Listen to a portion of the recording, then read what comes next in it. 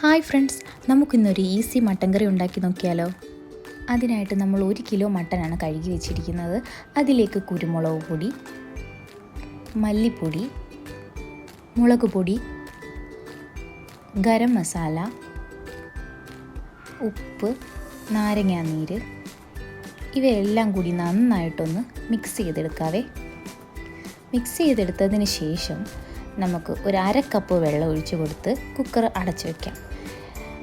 Flame on ചെയ്ത് നമ്മൾ cooker വെച്ചിട്ടുണ്ട്. ഇനി നമ്മൾ ശ്രദ്ധിക്കേണ്ട ഒരു കാര്യം, മീഡിയം ഫ്ലെയിമിൽ 1 വിസിലും അതേ കണക്ക് തന്നെ ലോ ഫ്ലെയിമിൽ 3 വിസിലുമാണ് വേണ്ടത്.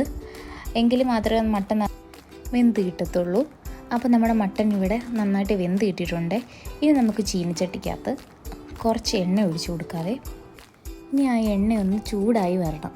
ചൂടായതിന് ശേഷം നമ്മളിട്ട് കൊടുക്കുന്നത് പെരുംജീരകമാണ്.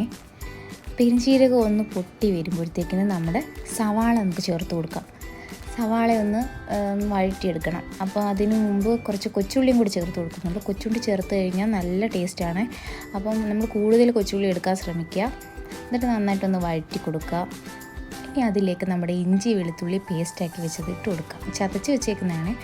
പിന്നെ നമ്മൾ കുറച്ച് പച്ചമുളക് ചേർത്തു, മഞ്ഞൾപ്പൊടി ഒന്ന് ഗോൾഡൻ കളറായി വരുമ്പോഴത്തേക്കിനും നമ്മുടെ പൊടികളൊക്കെ ചേർത്ത് കൊടുക്കുക. ഞാനിവിടെ 2 ടേബിൾ സ്പൂൺ മുളക് പൊടിയും 1 ടേബിൾ സ്പൂൺ മല്ലിപ്പൊടിയാണ് ചേർത്ത് കൊടുക്കുന്നത്. നന്നായിട്ടൊന്ന് ഇളക്കി മൂപ്പിച്ച് പച്ചമണം മാറണം. അതിന് മുമ്പ് നമ്മൾ കുറച്ച് ഗരം മസാലയും കൂടെ ചേർത്ത് കൊടുക്കുന്നുണ്ട്. പിന്നെ നമ്മളൊരു തക്കാളിയും കൂടെ അരിഞ്ഞ് വെച്ചത് ഇട്ട് കൊടുക്കുന്നുണ്ട്.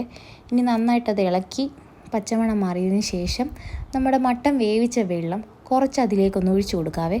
ഇനി അതിട്ട് നന്നായിട്ടൊന്ന് വഴറ്റിയെടുക്കണം. അപ്പം ആ മസാല എല്ലാം കൂടെ ഒന്ന് ചേർന്ന് നല്ല മണമൊക്കെ വരും. അപ്പോഴത്തേക്കിന് നമ്മുടെ മട്ടൻ ഇട്ട് കൊടുക്കാൻ പോവാണ്.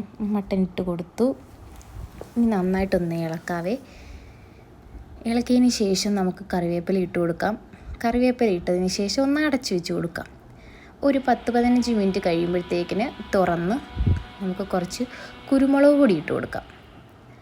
കുരുമുളക് പൊടി കൂടി ഇട്ട് അടച്ച് വെച്ച് ഒരു 10 മിനിറ്റിന് ശേഷം നമ്മുടെ ഫ്ലെയിം ഓഫ് ചെയ്ത് നമ്മുടെ മട്ടൻ കറി ഇവിടെ റെഡി ആയിട്ടുണ്ട്. നെയ്ച്ചോറിൻ്റെ കൂടെയും ചപ്പാത്തിയുടെ കൂടെയും പൊറോട്ടയുടെ കൂടെയും ഒക്കെ കഴിക്കാൻ പറ്റിയ ഒരു അടിപൊളി മട്ടൻ